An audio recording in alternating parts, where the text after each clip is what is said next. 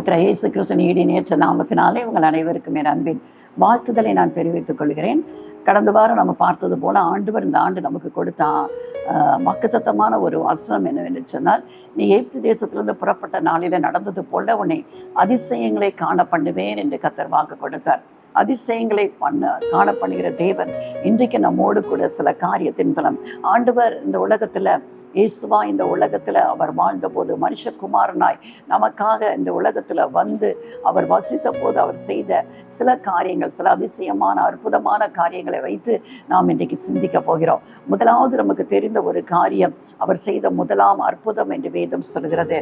யோவான் எழுதின சுவிசேஷம் 2ஆம் அதிகாரம், அந்த முழு அதிகாரத்தில் நீங்கள் பார்ப்பீர்கள் என்று சொன்னார், அந்த 1ஆம் வசனம் முதல் 11ஆம் வசனம் வரைக்கும் கர்த்தர் செய்த முதலாம் அற்புதம்.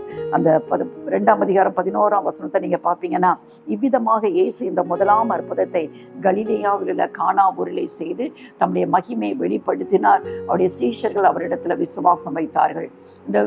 ஒருவேளை இந்த அற்புதத்தை பார்த்த பிறகு சீஷர்கள் அவரிடத்துல விசுவாசம் வைத்தார்கள். இன்றைக்கும் நிறைய பேருக்கு நம்பிக்கை இல்லை, இயேசு இப்படியெல்லாம் செய்வாரா என்கிற நம்பிக்கை இல்லாமல் வாழ்ந்து கொண்டு இருக்கிறாங்க. ஒருவேளை கிறிஸ்தவர்களாக தான் இருப்பாங்க, பேர் கிறிஸ்தவர்களாக இருப்பாங்க, ஆனால் ஆண்டவர் மேலே இல்லை, ஒரு விசுவாசம் இல்லாத ஒரு வாழ்க்கையை வாழ்ந்து கொண்டு இருப்பாங்க.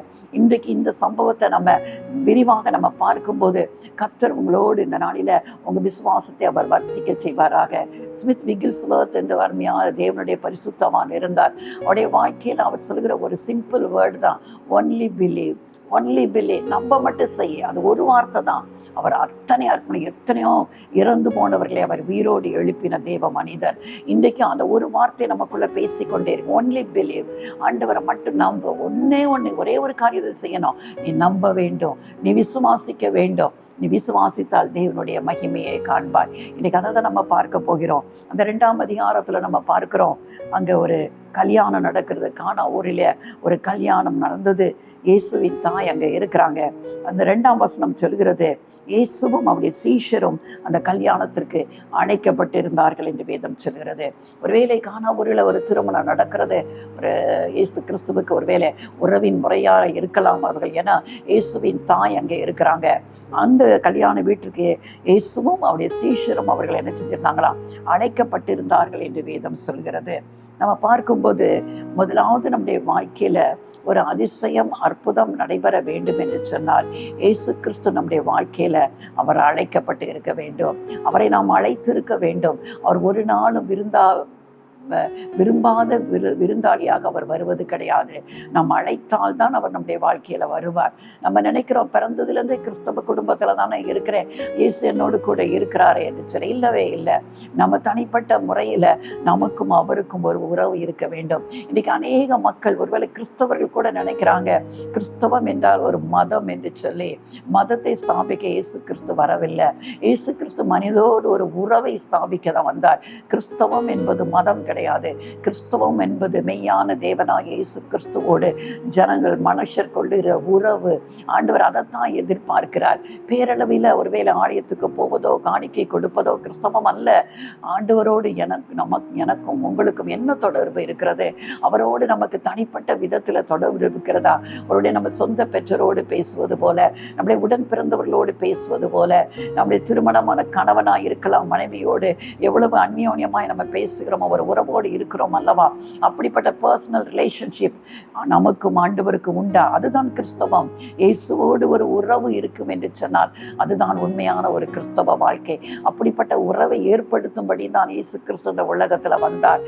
பாவத்துல ஜீவிக்கிற ஜனங்களுக்கு விடுதலை கொடுத்து அவர்களை தன்னுடைய பிள்ளைகளாய் மாற்றி அவர்களோடு ஒரு தனிப்பட்ட விதத்தில் ஒரு ரிலேஷன்ஷிப்பை உண்டாக்கும்படி தான் இயேசு இந்த உலகத்தில் வந்தார். இன்றைக்கி நம்முடைய வாழ்க்கையை செக் பண்ணி பார்ப்போமா? ஒரு இல்லை நம்ம கிறிஸ்தவர்களாக தான் இருக்கலாம், கிறிஸ்தவ பேர் இருக்கலாம், ஆனால் இயேசுனா யாரும் தெரியாது, இந்த வேதத்தில் ஒரு வசனம் கூட தெரியாது. அப்படிப்பட்ட வாழ்க்கை வாழ்வீர்கள் என்று சொன்னால் இந்த 2026ஆம் ஆண்டில் உங்கள் வாழ்க்கையை கர்த்தருக்கு ஒப்பு கொடுங்க. அழைக்காமல் அவர் வரவே மாட்டார். வெளிப்படுத்தினால் 3:20 சொல்லுகிறது, இதோ வாசற்படியில் நின்று கதவை தட்டுகிறேன், ஒருவன் என் சத்தத்தை கேட்டு அவன் கதவை திறப்பான் என்று சொன்னார். நான் அங்கே உள்ளே பிரவேசித்து அவனோடு போஜனம் பண்ணுவேன், அவனை என்னோடு கூட போஜனம் பண்ணுவான். நம்ம அழைக்க வேண்டும், இயேசுவே என் வாழ்க்கையில் வாங்க, எனக்குள்ளே வாங்க, என் வாழ்க்கையை உங்களுக்கு நான் அர்ப்பணிக்கிறேன் என்று சொல்லி நீங்கள் விரும்பி அவரை அழைப்பீர்கள் என்று சொன்னால் உங்கள் வாழ்க்கையில் ஒரு பெரிய மாற்றத்தை நீங்கள் கண்டுகொள்ள முடியும். உங்கள் வாழ்க்கையிலும் இப்படிப்பட்ட அற்புதமான காரியங்கள் நடைபெறுவதை நீங்கள் பார்க்க முடியலாம். லூக்கா 24, 28, 29 நீங்கள் பார்த்தீங்கன்னா, ஆண்டவராகிய இயேசு கிறிஸ்து மரித்து உயிரோடு எழுந்த பிறகு எம்மாவூருக்கு சென்ற 2 சீஷர்களோடு கூட அவரும் கூட அவர்களோடு நடந்து போனார். ஆனால் அவங்களுக்கு தெரியாது இயேசு தான் கூட வருகிறார் என்று சொல்லி. உயிர்த்தெழுந்த ஆண்டவரை அவர்கள் அறியாமல் இருந்தார்கள். அவர்களோடு சம்பாஷித்து கொண்டே போனார். அநேக காரியங்களை அவர்களுக்கு விவரித்து காண்பித்தார். வேதம் முழுவதும் தன்னை குறித்து சொல்லப்பட்டிருக்கிற எல்லா காரியத்தையும் விளக்கி அவர்களுக்கு காண்பித்தார்.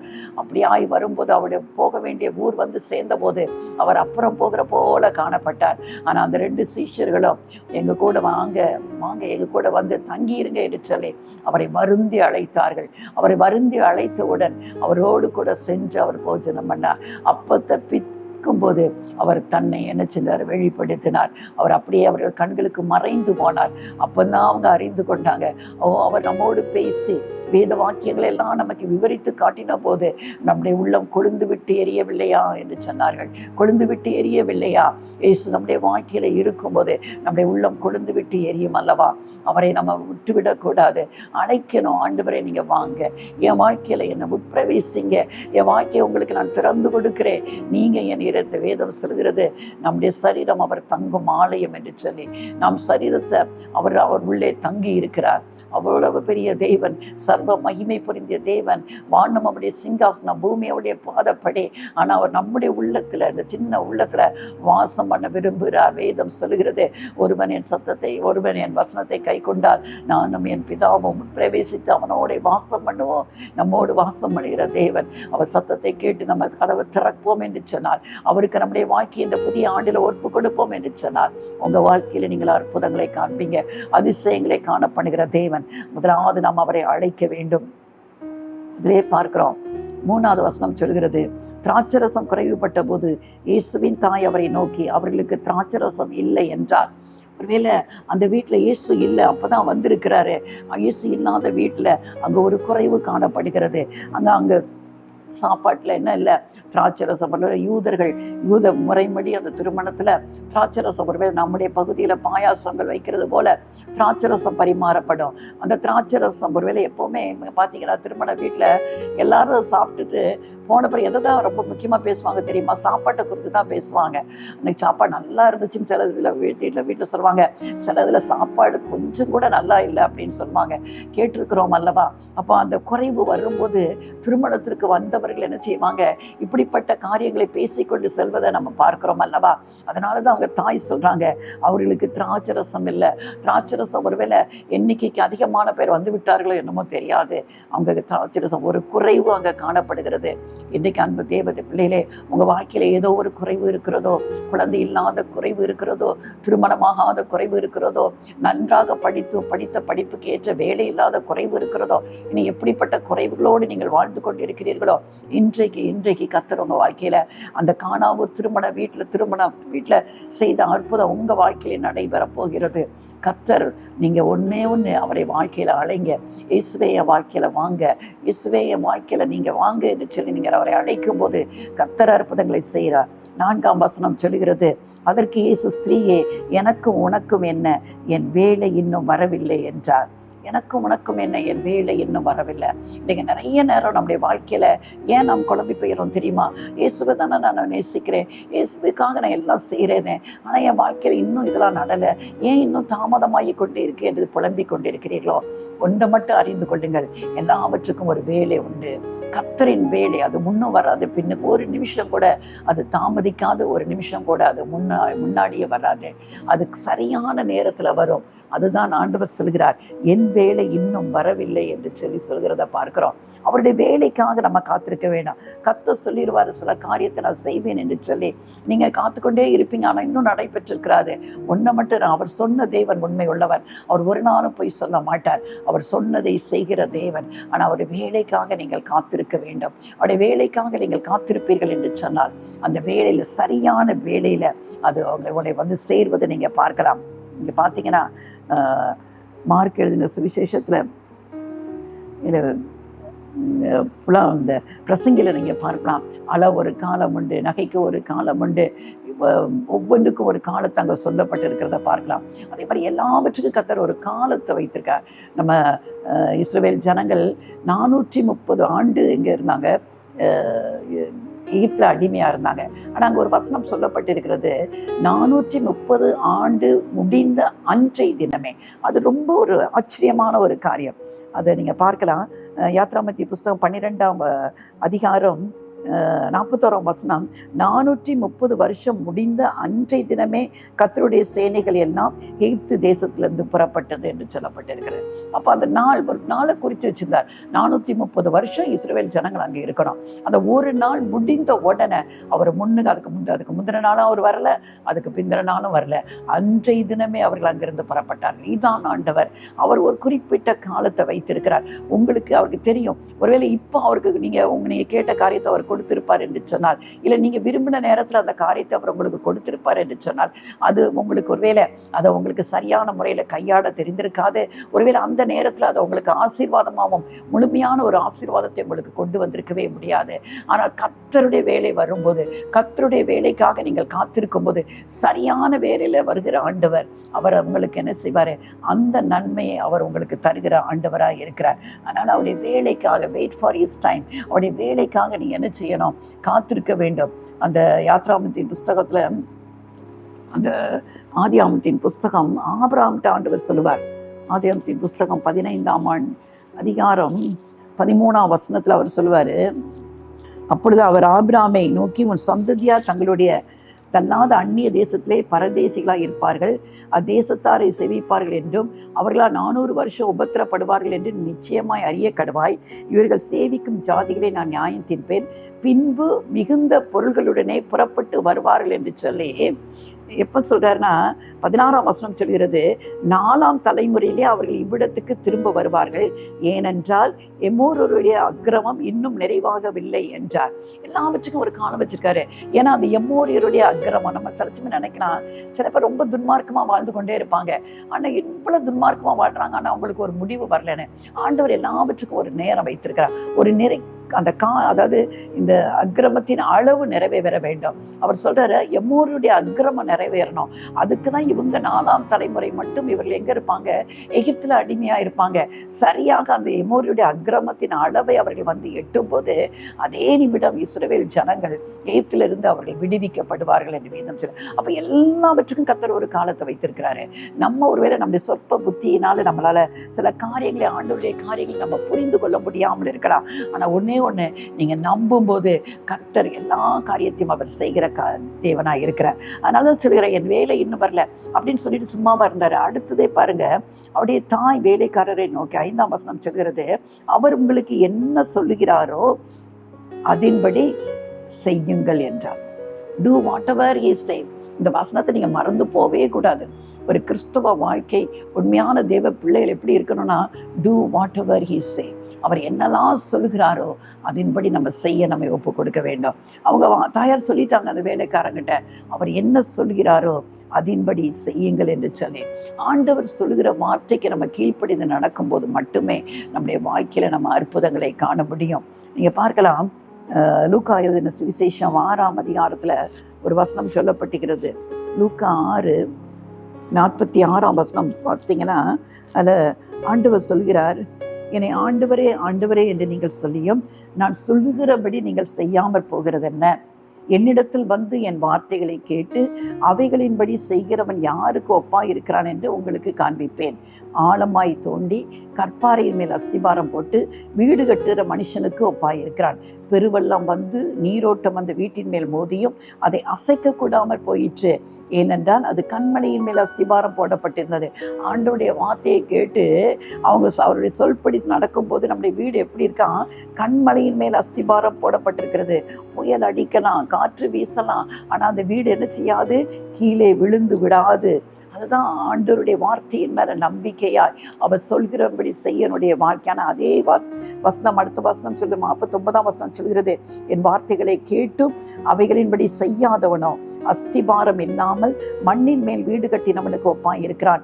நீரோட்டம் அதன் மேல் மோதினவுடனே அது விழுந்து முழுவதும் அழிந்தது என்றார். அங்க பாருங்க, அடுத்த ஒரு மனுஷனை நம்ம பார்க்கிறோம். அவன் அதுல என்ன செய்த, ஆண்டவர் சொன்ன வார்த்தையின்படி வீடை கட்டலை. அதனால நீரோட்டம் வருகிறது, புயல் அடிக்கிறது, காற்று வீசுகிறது, அந்த வீடு என்ன செஞ்சது, கீழே விழுந்து போய்விட்டது. மரியாள் சொன்னபடி அவர் என்ன சொல்கிறாரோ அதன்படி நம்ம செய்ய நம்மை ஒப்பு கொடுக்கும் போது கர்த்தர் என்ன செய்கிறாரு, நம்முடைய வாழ்க்கையிலையும் இப்படிப்பட்ட அற்புதங்களை செய்கிறதுக்கு அவர் உண்மை உள்ளவராக இருக்கிறார். அதனால என்ன தேவ பிள்ளைகளே, அவர் என்ன சொல்கிறார், இந்த வார்த்தையை மறந்து போறாருங்க. அவர் உங்களுக்கு என்ன சொல்கிறாரோ, இந்த வேதம் முழுவதும் அவர் சொன்ன வார்த்தைகள் தான். நீங்க வாசிக்கும் போது பிரச்சனையோடு, ஒருவேளை தேவையோடு, கேள்விக்குறியோடு நீங்கள் வாசித்து கொண்டு இருக்கலாம். பைபிளை வாசிக்கும் போது அந்த வசனம் உங்களோடு பேசும். நீங்கள் இப்படி செய்யணும், அப்படி செய்யணும், அது செய்யக்கூடாது என்று சொல்லி வசனத்தின் மூலம் கர்த்தர் நம்மோடு இடைபடுவார். நமக்கு அதுக்கு சாதகமாக வராட்டினா நம்ம அதை செய்யாமல் விட்டு விடுவோம் அல்லவா? இல்லவே இல்லை. அந்த வார்த்தை நம்மோடு பேசும்போது அந்த வார்த்தைக்கு நீங்கள் உடனடியாக கீழ்ப்படிவீர்கள் என்று சொன்னால் உங்கள் வாழ்க்கையில் நீங்கள் அற்புதத்தை நீங்கள் காண முடியும். ஒருவேளை இந்த இது வரைக்கும், ஏன்னா இதில் ஒரு அற்புதம் என்ன தெரியுன்னா, இயேசு இது வரைக்கும் எந்த அற்புதத்தையும் செய்யலை. இதுதான் அவர் செய்த முதலாம் அற்புதம். ஆனால் பாருங்க, அங்கே அந்த வேலைக்காரரை பாருங்க, 6ஆம் அதிகாரம் 7ஆம் வசனம் பாருங்க.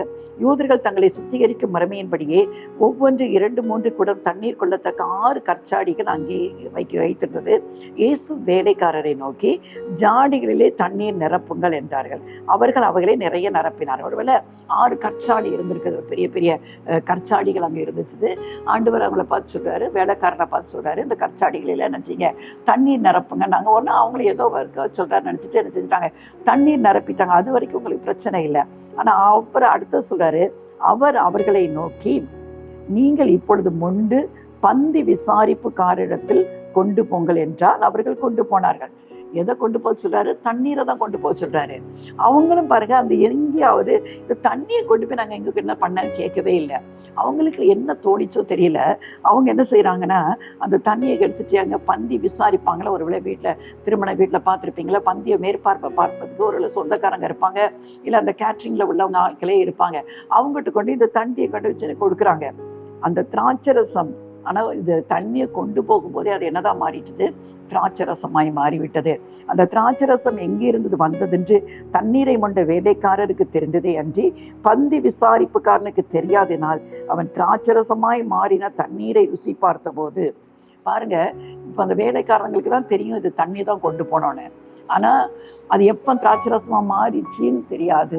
பந்தி விசாரிப்புக்காரன்ட்ட கொண்டு போகும்போது அது ருசி மிகுந்த திராட்சரசமாய் மாறிவிட்டது. அவனுக்கு இப்போ என்ன ஆயிட்டு, ஒரே குழப்பமாக போயிட்டுது. இந்த திராட்சரசம் எங்கே இருந்து வந்தது என்று சொல்லி அவன் யாரை கேட்குறான், மாப்பிள்ளையே கூப்பிட்டு விசாரிக்க ஆரம்பிக்கிறான். ஒன்று கண்டு கொண்டுங்க, நீங்கள் ஆண்டவருடைய வார்த்தைக்கு கீழ்ப்படிந்து அதை செய்ய தொடங்கிட்டாலே உங்கள் வாழ்க்கையில் அற்புதம் தான். நிச்சயமாக வேதத்துல ஒரு வார்த்தையும் பொய் சொல்லாது. இந்த சொல்லப்பட்ட சம்பவங்கள் எல்லாம் நமக்கு ஒரு முன் உதாரணமாய் சொல்லப்பட்டிருக்கிறது. அவர் வார்த்தைக்கு நம்ம கீழ்ப்படிந்து அதன்படி செயல்பட ஆரம்பித்த உடனேயே அங்கே அற்புதத்தை பார்க்கலாம். தண்ணியை கொண்டு தான் போறாங்க, அது என்னதான் மாறிவிட்டது, திராட்சரசமாய் மாறிவிட்டது. மணவாளனை அழைத்து என்ன கேட்கிறாரு, அந்த 10ஆம் வசனம் சொல்கிறது, எந்த மனுஷனும் முன்பு நல்ல திராட்சரசத்தை கொடுத்து ஜனங்கள் திருப்தி அடைந்த பின்பு ருசி குறைந்ததை குடிப்பான், நீரோ நல்ல ரசத்தை இதுவரைக்கும் வைத்திருந்தரே. அவன் நார்மலாக நடக்கிறதா சொல்ல, ஒரு திருமண வீட்டில் ஏதாவது குறைஞ்சிட்டு என்ன செய்வாங்க, கடைசியிலேயே சாம்பாரோ என்னத்தினாலும் என்ன செஞ்சிருவாங்க, நல்ல தண்ணி என்ன செஞ்சிருவாங்க ஊற்றி அப்படி கொடுத்துருவாங்க.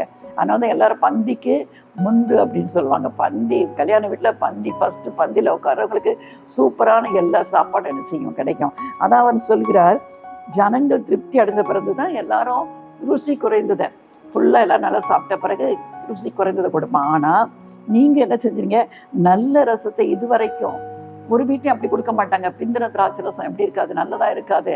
ஆனால் நீ இதுவரைக்கும் வச்சுட்டு கடைசியில் நீர் கொடுத்துருக்கிறீரே என்று சொல்லி அவர் ஆதங்கத்தோடு கேட்கறத நம்ம பார்க்குறோம். ஏன்னா அவருக்கு நடந்த அற்புதம் செய்யாது தெரியாது. அதுக்கு பிறகு அதெல்லாம் அவர் கேள்விப்பட்டு இருப்பார். இங்கே பாருங்க, இவ்விதமாக இயேசு இந்த முதலாம் அற்புதத்தை கலிலேயாவில் உள்ள கானா ஊரிலே செய்து தம்முடைய மகிமையை வெளிப்படுத்தினார். அங்கே அவர் தம்முடைய மகிமையை முதலாவது பாருங்க, அவருடைய சீஷர்கள் அவரிடத்துல விசுவாசம் வைத்தார்கள். அங்கே முதல்ல அந்த அற்புதத்தை எங்கே செய்கிறார்? அவர் கானாவூரில் செய்கிறார். அங்கே அவருடைய மகிமை வெளிப்பட்டது.